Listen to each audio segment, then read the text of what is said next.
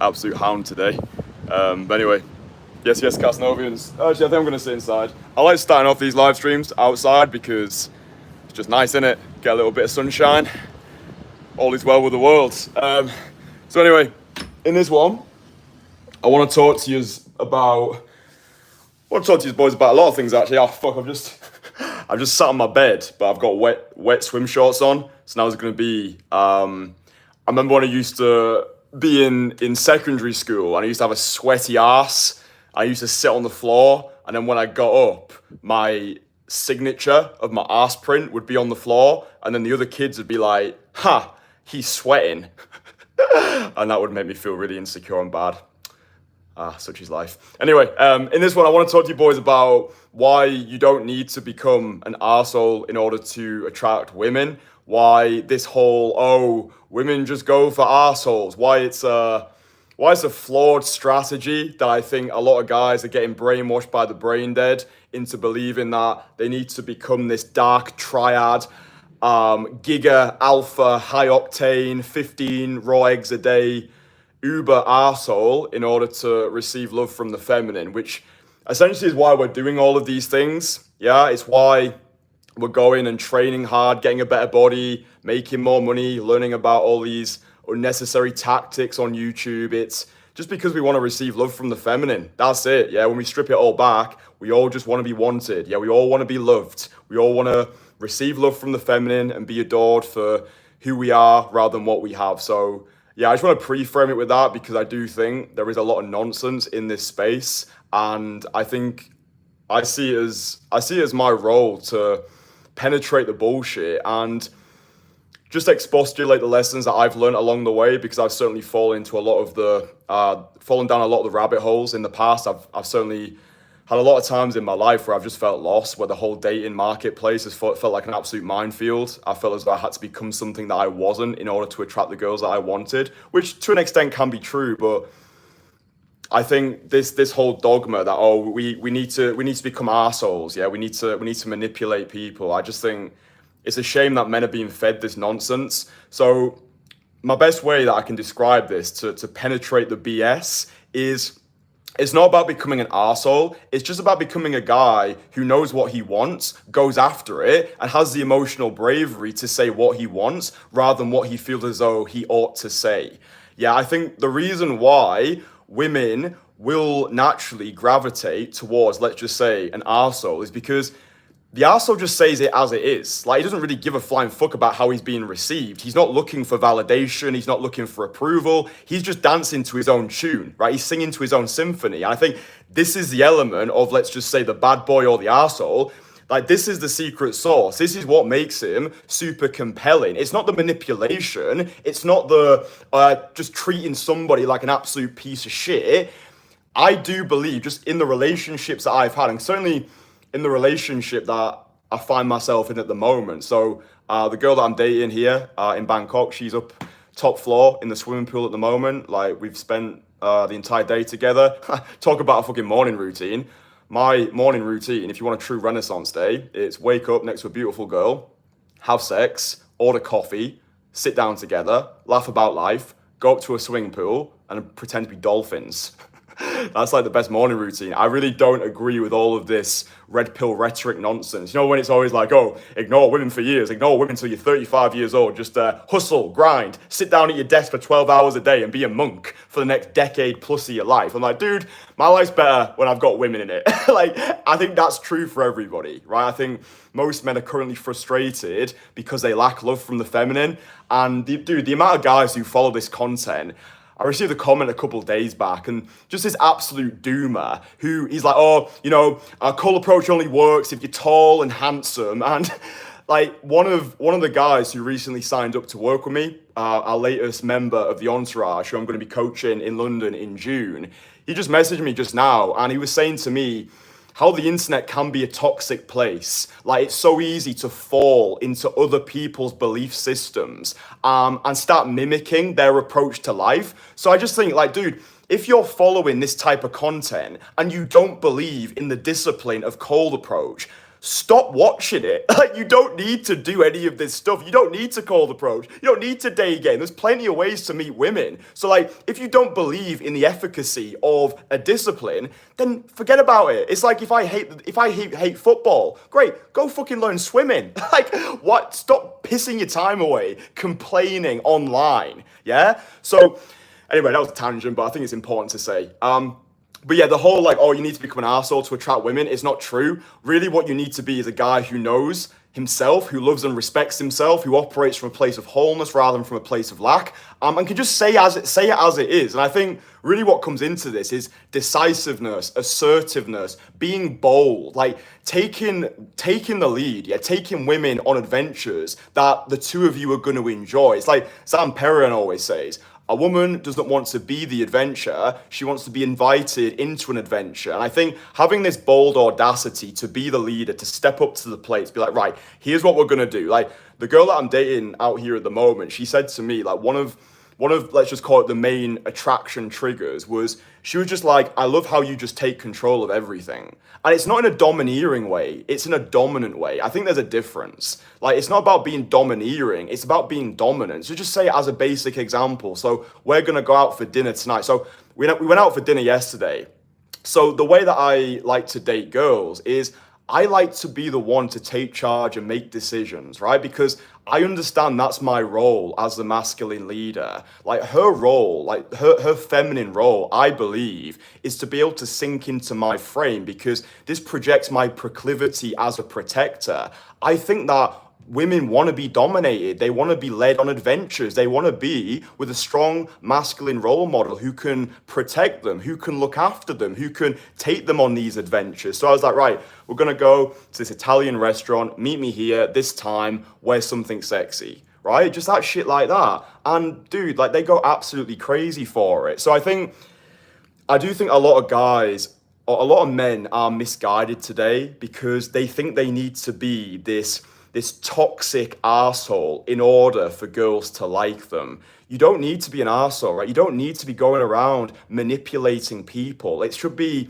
collaborative and not competitive, meaning, like, that's what capitalism basically is. It's where both people can leave that deal feeling delighted. Like, just it shouldn't be a case of I win and she loses. No, it's we both win. Yeah, so really, all I want you boys to take away from this live stream is erase that idea, relinquish that idea that you need to become this dark triad arsehole who's got no morals and no ethics. Because, dude, I've been in that place, right? I've been in that place where I did treat girls bad because I was running on the dogma that had been programmed into my mind. I need to take responsibility for that as well. Like, everything I wanted was everything that I decided. So I'm just trying to expostulate this to you because it's what I've learned. Yeah, these live streams, they're just me learning out loud. I'm just learning out loud, one live stream at a time. But since I started this process of masculine renaissance, the relationships that I'm having now with women are so much more fulfilling because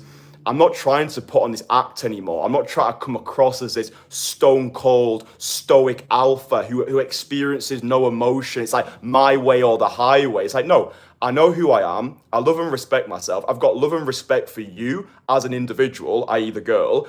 And I'm going to lead us on this adventure. And also, it's being able, I think, to have clear boundaries and call girls out on their bullshit. So just something really basic, like if I'm dating, like the girl that I'm dating at the moment, right? She's fucking good. Like she's up there. She's reading poetry. She's like, right, I'm gonna cook for you. I'm gonna make these amazing meals. She keeps the flat really tidy. She's just a really great, just a great human being. But in the past, when I've dated girls, I'm sure this is going to happen during this relationship that we've got together. Let's just say I'm talking with a girl and she tells me that she goes out and she drinks a lot on the weekends, or she smokes, or maybe she's got like a on and off relationship with weed or some naughty narcotic.